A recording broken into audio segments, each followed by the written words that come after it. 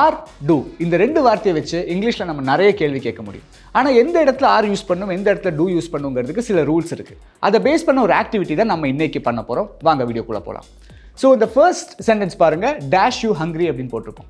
இங்கே வந்து நம்ம என்ன யூஸ் பண்ணுவோம்? டூ யூஸ் பண்ணுவோமா, ஆர் யூஸ் பண்ணுவோமா? ஆர் யூ ஹங்க்ரி தான் நம்ம இங்கே யூஸ் பண்ணுவோம். Next one, dash you eat chicken.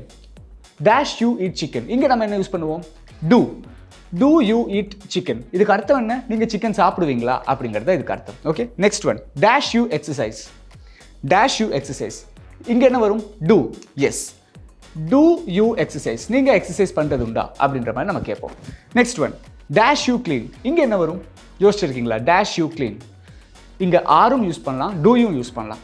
ரெண்டுமே இங்கே கரெக்டு தான். ஆனால் ரெண்டுமே யூஸ் பண்ணும்போது அதுக்கான அர்த்தங்கள் மட்டும் மாறும். Okay, next one, dash you go. Dash you go, do you go.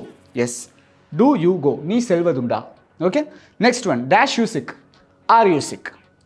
R you sick.